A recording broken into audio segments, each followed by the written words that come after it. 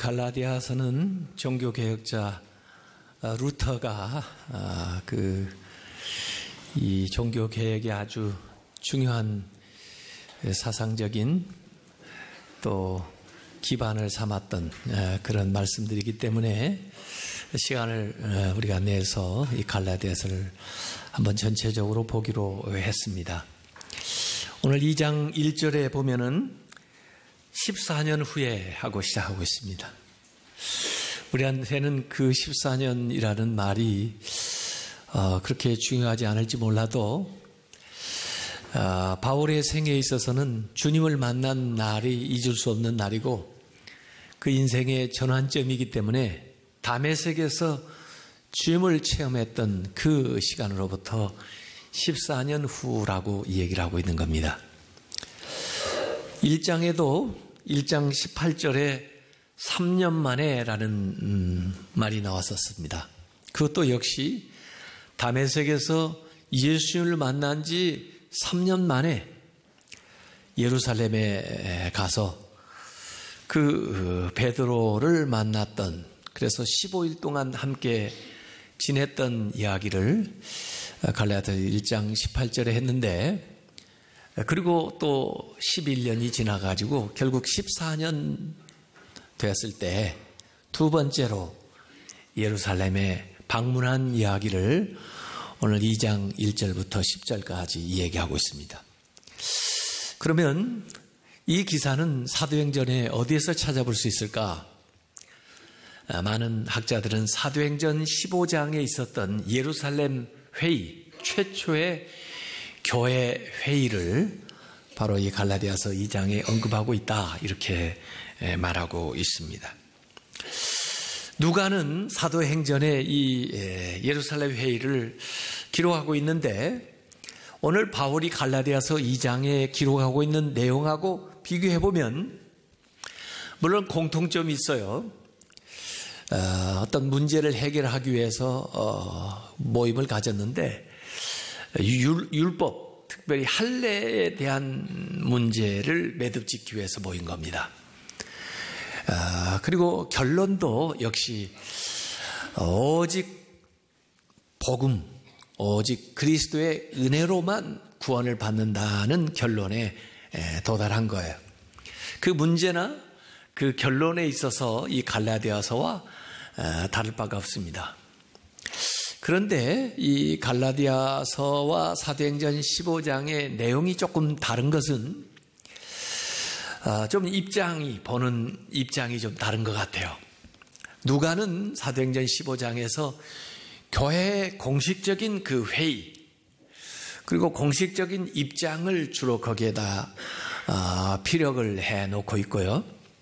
이 갈라디아서는 바울이 실제적으로 그 사도들과 있었던 그 이야기들을 더 소상하게 이야기를 여기 기록하고 있어요. 그래서 그런 내적인 논의가 결국은 공식적인 그 회의의 그런 과정을 거쳐서 확정되게 되는, 그래서 어찌 보면은 그 밖으로 드러난 것뿐만 아니라 그 내면에 있었던 것까지 한꺼번에 우리가 다 볼 수 있는 기회를 이 갈라디아서 2장과 사도행전 15장을 한꺼번에 보면 도움이 되겠다, 그런 생각이 됩니다. 자, 여기 안디옥 교회에서 대표를 예루살렘 교회에 보냈는데 바울이 바나바와 함께 디도를 데리고 갔다 그랬습니다. 바나바는 동역자니까 함께 가는 것이고요. 디도는 사역의 열매이기도 하고 또 바울의 제자이기도 하니까 데리고 가는 거죠. 무슨 목적이 있었기 때문에 아마 데리고 갔겠죠. 가서 예루살렘 교회에 그 당시에 예수님의 친형제로서 감독이었던 야고보, 그리고 예수님의 수제자인 베드로, 또 예수님의 사랑을 많이 받았던 요한, 그 대표적인 분들과 함께 만남을 가졌다, 이 얘기를 하고 있는데 이 세 분을 설명할 때마다 유력한 자들, 유력하다는 이들, 그 유력하다는 것은 힘만 있는 게 아니고 유명한 사람들, 그런 얘기입니다. 그래서 2절, 6절에 2번 그렇게 언급하고, 그 다음에 그 아래에 또 보면은 9절에 기둥같이 여기는, 이 야고보, 게바가 베드로거든요. 베드로, 요한, 이렇게 얘기하고 있어요. 그래서 어찌 이걸 읽어보면 유력하다는 이들 이렇게 하면은 좀 마치 바울이 조금 그 표현하는 게 좀 비꼬는 듯한 그런 느낌이 싹 들으려고 해요.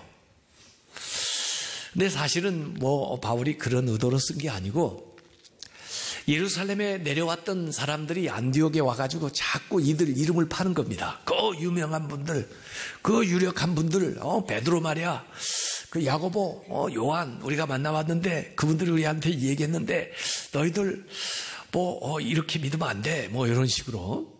바울이 뭐 예수님을 제대로 만나기나 했나, 예수님을 따라다닌 적 있나, 뭐 이런 식으로 하면서 바울의 사도권에 대해서 의문을 제기하고, 또 바울이 전하는 복음에 대해서도 바울이 전하는 건 그건 반쪽이야. 너희들 할례 받아서 너희들 율법에 대해서 알고 있어. 그것도 모르면서 뭘 믿는다고 그래 하면서 자꾸 이 어른들 이름을 파니까 그들이 표현하는 방식을 그대로 갖다가 바울이 얘기하는 거예요. 그 유력한 분들, 그 유명한 분들, 그 기둥 같은 분들을 만났고 그들하고 대화를 했는데 알고 보니까 그분들의 의견이나 우리의 생각이나 다를 바가 하나도 없더라, 이렇게 표현하는 거예요. 그래서 오히려 그들이 말한 그 칭호를 가져다가 이 하나도 차이가 없다는 것을 드러냄으로써 바울이 지금 이 얘기하려고 하는 것에 대한 더 분명한 이야기를 하려고 그렇게 활용을 하는 거죠. 자, 이 바울이 그 괄호 안에 써놓은 것도 6절에 보시면은 하나님은 외모로 사람을 취하지 않으니까 유명한 거, 유력한 거, 대단한 거, 그게 무슨, 나는 별로 그거에 그렇게 개념하지는 않지만 그런 얘기가 거기 나와요. 그러니까 하나님의 복음이 중요하지, 그 사람이 무슨 힘을 가진 사람이냐, 그가 무슨 유명한 사람이냐, 또 그가 무슨 직책을 가지고 있느냐, 또 심지어 그가 대단한 지혜를 가졌다 할지라도 나는 하나님이 주신 말씀, 하나님의 복음이 더 중요하다는 거예요. 그런데 다행스럽게 그분들이 하신 말씀이나 또 우리가 전하고 있는 거나 하나 다를 바가 없더라 하는 이야기를 바울이 이야기하고 있는 거죠. 왜 루터가 이 갈라디아서를 좋아했느냐? 제가 생각할 때는 이런 대목인 것 같아요. 교황이 일어나가지고 이 얘기를 해요. 로마 교황청의 권위로 뭘 내려요.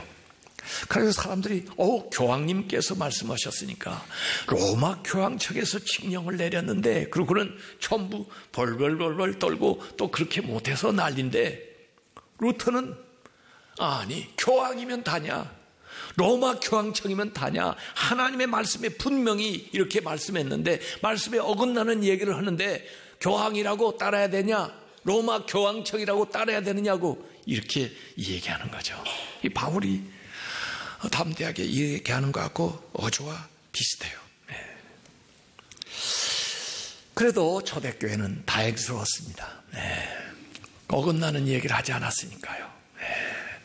또 역시 바울은 여기 계시에 따라 올라갔다라고 2절에 얘기했어요. 안디옥 교회가 결의해서 한번 알아보자 그래가지고 보낸 것일 수도 있지만, 그러나 그 이전에 하나님의 성령이 우리를 여기에 보내셨다는 거죠. 또 하나님의 성령이 작정하신 일을 하시려고 이렇게 섭리하셨다는 고백을 하는 거예요. 바울의 사역 속에서 사도행전에 살펴보면 전도지를 나아갈 때, 사역을 할 때 항상 하나님 앞에 기도해요. 그래서 성령이 이끄시는 대로 나가요. 성령의 인도하심이 없으면 기다려요. 또 성령의 인도하심이 자기 생각과 달라도 성령이 인도하시는 대로 나가요. 그래서 오늘 계시를 따라 올라갔다라고 얘기를 하고 있는 겁니다. 그래서 올라간 이유, 목적은 내가 지금 전하고 있는 이방인들에게 이 복음을 전하는 이 일이 헛되지 않게 하기 위해서, 또 이전에 해놓은 그 일이 헛된 것이 되지 않게 하기 위해서 올라갔다. 그 다음에 거기 가만히 들어온 거짓 형제들, 가만히 들어왔다 하는 게 4절에 나오는데요. 가만히 들어온 거짓 형제니까 형제는 형제인데 믿는 자기는 한데 가만히 들어온 거짓 형제들이에요. 그러니까 예루살렘에서 아마 이 안디옥에 오면서, 안디옥 교회에 들어오면서 대단한 프라이드도 있을 거예요. 나는 저 오리지널 예루살렘 교회에서 온 사람이야. 그리고 나는 베드로한테 배운 사람이야. 베드로가 그렇게 얘기 안 하던데, 베드로는 별로 바울을 좋아하지 않던데, 뭐 이런 식으로 얘기를 해가지고 교회 안에 혼란이 일거나 이간이 생겼을 수도 있어요. 바울이 전하는 거 그거 반쪽짜리 복음이야. 무슨 너희들 할례 못 받았지, 율법에 대해서 못 배웠지. 그거 바울이 잘못 알고 그러는 거야. 바울이 예수님을 따라다닌 적이 있냐? 베드로는 3년을 따르고 요한 3년을 따르고 야고보는 예수님의 실제 형제인데 말이야. 바울이 뭘 한다고 그래? 그러면서 바울의 사도직에 대해서도 흔들고 바울이 전하는 복음에 대해서도 흔들고 이렇게 하는데, 사실 그들이 예루살렘 교회에서 공적으로 파송받은 사람들이 아니에요. 또 베드로가 보낸 사람도 아니에요. 또 베드로가 또 야고보나 요한이 가서 뭘 바로잡으라 하고 보낸 것도 아니라고요. 근데 사사롭게 가만히 자기들이 그냥 들어온 거짓 형제라는 거죠. 이들이 들어와서 그리스도인으로서 복음을 받아들임으로써 얻은 그 자유를 흔들고 그들을 이전에 벗어났던 그 종으로 다시 삼으려고 하는 자들이라 이거예요. 그래서 베드로가 전하는 복음과 바울이 전하는 것이 다르다고 얘기하는 자들인데, 이건 베드로를 위해서 그런 것이기보다는 바울을 어떻게 내치려는 그런 속셈, 또 바울의 이 사역하고 있는 안디옥 교회와 예루살렘 교회 사이를 이간시키려는 그 자들의 이 공격이 있는 거죠. 그래서 바울은 이것이 거짓됐다고 하는 것을 드러내는 그런 이야기가 여기에 나오는 거예요. 우리가 자유를 얻었는데 이 자유인들을 종으로 삼으려고 하는 자들, 우리가 복음으로 구원을 받았는데 우리에게 율법을 요구하는 자들, 우리가 은혜로 구원을 받았는데 공로를 내세우라고 하는 자들, 우리가 이 복음으로 죄에서 자유롭게 되고 정죄에서 자유롭게 되고 죽음에서 자유롭게 됐는데, 이 복음만 제대로 받아들이게 되면 병에서, 문제에서, 물질에서, 염려에서 해방될 수 있는데, 오히려 그들은 복음 외에 다른 것들을 우리에게 얘기해요.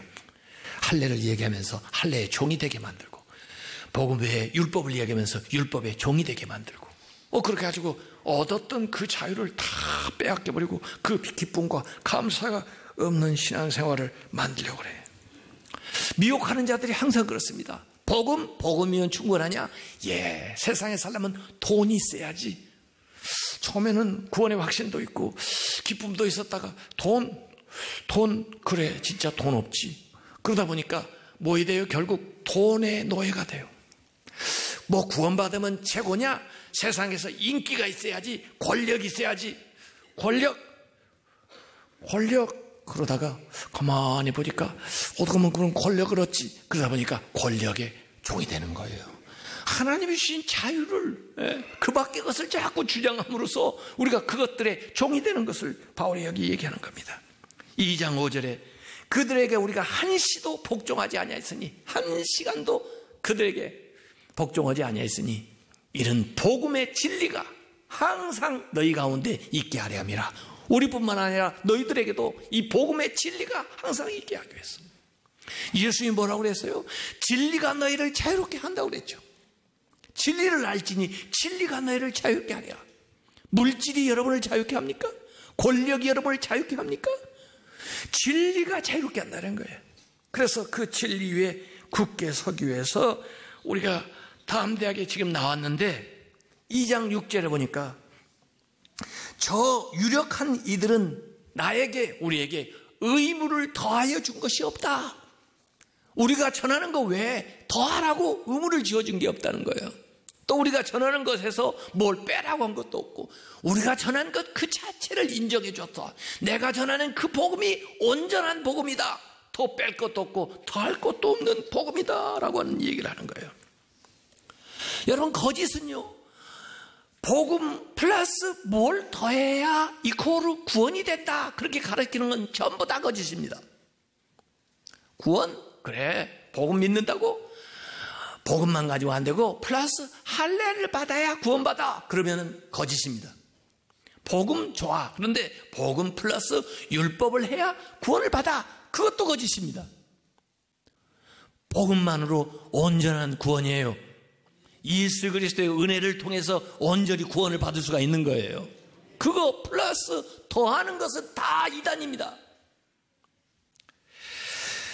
그래서 갈라디아서 5장 1절에 그리스도께서 우리를 자유롭게 하려고 자유를 주셨으니 그러므로 굳건하게 서서 다시는 종의 멍에를 매지 마라, 바울이 선포하고 있는 겁니다. 또 바울의 사역에 대한 의문을, 그 도전을 여기에서 또 막아내는 거예요. 이방인들을 위한 사역, 이걸 누가 허락을 했냐, 누가 허락을 했느냐, 누구의 권위로 하느냐, 별의별 얘기가 다 있었겠죠. 과연 이방인들을 구원하는 게 하나님의 뜻이냐? 여기에 베드로가 자기가 고넬료 집에서 체험했던 사도행전 10장의 사건을 증언을 합니다. 사실 고넬료 같은 사람은 이방인으로서 참 기도도 많이 하고 구제도 많이 하니까 굳이 베드로를 보내지 않고도 뭐 빌립을 보내든지 바울을 보내든지 다른 사람을 보내서든지 얼마든지 그가 회심할 수 있고 얼마든지 성령 받을 수가 있는데 굳이 하나님께서 베드로를 보내신 거예요. 왜? 베드로의 생각을 바꿔주시기 위해서, 베드로에게 하나님의 계획을 알려주시기 위해서 보내는 거예요. 그래서 베드로가 가서 설교를 하는데 성령을 받아요. 베드로도 깜짝 놀라요. 고넬료도 회심했지만 베드로도 거기서 이들을 구원하는 것이 하나님의 뜻이구나 하는 확신을 얻게 된 거예요. 그래서 누가 이방인에게 할까, 누가 이 복음을 가서 효과적으로 전할까 하고 보니까 바울이 그 일을 잘할 사람이에요. 이 사람이 로마 시민권도 가지고 있죠. 어느 지역이든지 가서 그들이 통용되는 또 그들의 문화 속에서 효과적으로 사역을 하고 벌써 열매가 보이잖아요. 그래서 나는 유대인들을 위해서 사역을 하지만 당신은 이방인들을 위해서 사역을 감당하시오. 이렇게 현재 하고 있는 일에 대해서, 앞으로 할 일에 대해서 사도들에게 인정을 받게 된 거예요. 그래서 베드로가 사도행전 15장 9절에도 고백을 하는 겁니다. 믿음으로 그들의 마음을, 이방인들의 마음을 깨끗이 하사 그들이나 이방인이나 우리 유대인이나 하나님께서 차별하지 아니하셨느니라, 이렇게 얘기하는 겁니다. 갈라디아서 2장 8절에도 베드로에게 역사하사 그를 할례자의 사도로 삼으신가, 또한 내게 역사하사 나를 이방인의 사도로 삼으셨느니라, 거기에 대해서 예루살렘 교회 지도자들에 대해서 인정을 받은 거예요. 그래서 하나님의 같은 복음을 지역이 다르고 사람이 다르지만은 우리가 서로 협력하면서 동역하면서 이 일을 잘 감당해 나가십시다, 이렇게 사역에 대한 인정을 함으로써 그 도전을 하는 자들의 그 모든 무고를 방어해낸 거죠. 그리고 마지막에 우리가 이렇게 복음으로 구원을 받았다고 해서, 그렇다고 해서 모든 선행을 안 해도 되느냐? 구원을 받는 데에 선행이 필수 요건은 아니지만 구원받은 사람이 구원받은 자다운 삶을 살아야 된다는 게, 그게 뭘로 나타나냐면요, 구제하는 생활을 통해서 나타나요. 특별히 그 당시에 예루살렘에는 기근이 들어가지고 예루살렘 교회 신자들이 어려움을 겪었는데 사도들이 이 바울에게 부탁을 하는 게 하나 있어요. 이건 의무는 아니지만은 부탁을 하는데, 여기 어려운 사람들 많이 있으니 지금 당신이 전도하는 이방 지역에는 그래도 여기보다 형편이 나으니 그 믿는 신자들로 하여금 여기 가난한 사람, 어려운 사람을 좀 기억하도록 그렇게 당신이 얘기해 주시기 바라고 이렇게 부탁을 한 거예요. 그랬더니 바울의 응답은, 이건 뭐 의무는 아니지만 바나바도 원래부터 그 일 힘썼고 나도 힘 닿는 대로 지금까지 힘 써서 그 일을 하던 것들을 그들이 우리에게 부탁을 했다. 그 조건은 아니다. 이 얘기를 여기에서 밝히고 있는 거예요. 그래서 섬기는 일, 선행하는 일, 또 구제하는 일은 우리가 구원받았기 때문에, 하나님 우리에게 많은 것을 주셨기 때문에 자원해서 스스로 자발적으로 하는 거예요. 여러분이 구원받는 게 헌금했기 때문에 구원받는 게 아닙니다. 헌금해야 구원받는 거 아닙니다. 여러분이 사역을 하고 봉사를 해야 구원받는 거 아닙니다. 예수 그리스도의 은혜를 통해서 우리가 받는 구원이고, 그 밖의 것은 하나님의 성령이 여러분에게 감동을 주시고 능력을 주시고 은혜를 주셔서 자발적으로 하는 거예요. 그전에도 그렇게 살았고 앞으로도 그렇게 사는 거예요. 그래서 고린도전서 16장 1절에 바울은 성도를 위하는 연보, 성도를 위하는 연보니까 구제하는 거예요. 에 관하여는 내가 갈라디아, 지금 갈라디아 교회에게 편지 쓴 것처럼 갈라디아 교회에게 명한 같이 너희도 그렇게 해라. 고린도 교회에 이 얘기하는 거예요. 16장 3절에도 내가 이를 때, 너희에게 할 때 너희가 인정한 사람들에게, 너희가 신임할 수 있는 사람들에게 편지를 주어서 너희의 은혜를, 너희가 거둔 그 연보를 예루살렘으로 가지고 가게 하리니 그래요. 그 후에도 고린도후서 8장과 9장, 로마서 15장에 보면 계속해서 성도들이 구제헌금을 거두어 가지고 물질적으로 어려움을 당한 사람을 도와줘요. 특별히 예루살렘 교회를 도와주면서 우리가 그들에게 영적으로 빚을 지었는데 물질적인 것으로 갚는다고 누가 그 뭐라고 하겠느냐. 그건 우리가 당연히 해야 되는 것이다. 이 물질적인 교류를 통해서 영적인 교류를 더 강화해 나가는 거예요. 그렇게 하는 것으로서 자유롭게 해 나가는 거죠. 그래서 구제가 연결고리가 되고, 그러나 영적인 것은 하나님의 복음 확신을 가지고 나아가는 거예요. 이 보이는 물질을 가지고 우리가 섬기고 돌보지 않으면, 우리가 믿는다는 거, 말로 사랑한다는 거 그냥 마음으로만 그 생각하면 어떻게 되겠어요? 그렇게 해서 모든 것들이 원만하게 타결이 된 것이 바로 오늘 갈라디아서 2장의 내용이고, 그것이 사도행전 15장에 나오는 거예요. 사도행전 15장에 이 회의가 마친 다음에 만장일치라는 말이 나옵니다. 만장일치로 한 사람의 반대도 없이 이렇게 결정한 사항을 바울과 바나바를 통해서 보내는데, 그곳에 안디옥교에서 온 바울과 바나바만 보내면 자기들이 원하는 얘기만 한다 할 수 있으니까 예루살렘 교회에서 아주 신임하는 두 사람을 같이 보내는 겁니다. 그게 유다와 실라예요. 그 두 사람을 보내는데, 또 그 두 사람만 보내지 않고 사도들이 편지를 씁니다. 편지에다가 이 사항을 쓰고 아마 사인을 냈겠죠. 그래서 그 두 사람에게 가서 너희들이 우리의 의견을 이걸 보여주면서 대변을 해라. 그래서 바울과 바나바가 이 얘기하는 것이 확실하다는 것을 증명을 해주는 겁니다.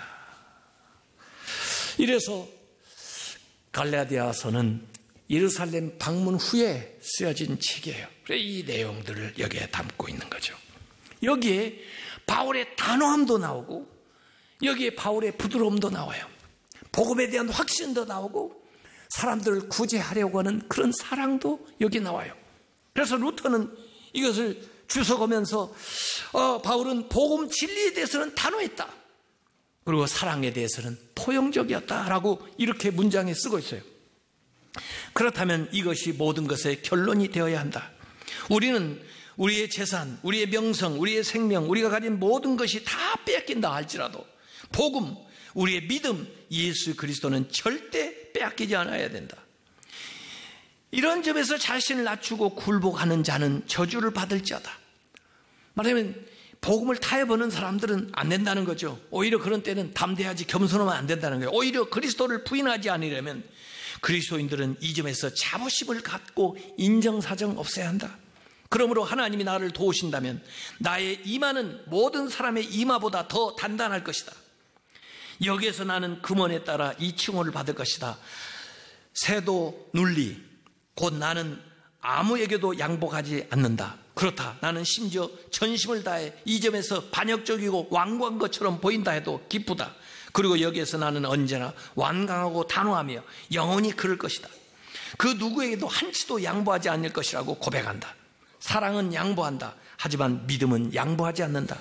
이제 믿음에 관해서는 우리는 무적의 존재가 되어야 하며 할 수 있으면 철강석보다 더 단단해야 한다. 하지만 감동적인 사랑에 관해서는 부드러워야 하며 바람에 흔들리는 갈대나 잎사귀보다 더 유연해야 하고 모든 것에 굽힐 준비가 되어 있어야 한다. 이 루터가 쓴 주석이에요. 근데 읽으면서도 번역이 좀 잘못된 것 같아요. 아무리 읽어봐도. 네. 그러나 그 내용은 그거예요. 복음에 대해서는 절대 비굴하면 안 된다. 담대해야 된다. 그러나 사랑에 대해서는 정말 한없이 너그러워야 된다. 그것이 바울이 보여준 태도다. 가서 할례나 율법이나 하나님께 받은 이 사명에 대해서는 그렇게 담대하게 단호하게 바울이 얘기하는 반면에 그러나 어려운 사람을 구제하고 포용하고 돕는 일에 대해서는 정말 누구보다도 앞장서서 그 일을 감당하는 이 두 가지 면을 다 가지고 있어야 된다는 거죠. 그것이 바로 루터의 입장이에요. 그리고 우리 믿는 사람들이 살아가야 할 방향인 거죠. 여러분이 믿고 있는 이 믿음의 진리에 대해서는 단호하시기 바랍니다. 복음에 대해서 확신하시기 바랍니다. 은혜에 대해서 주장하시기 바랍니다. 그러나 믿지 않는 사람, 아직도 도움이 필요한 사람들에게는 여러분이 손을 내밀고 한없이 그들에게 사랑을 베풀면서 그들에게 은혜를 나눠주는 그런 하나님의 사람들이 다 되시기를 주님의 이름으로 축원합니다.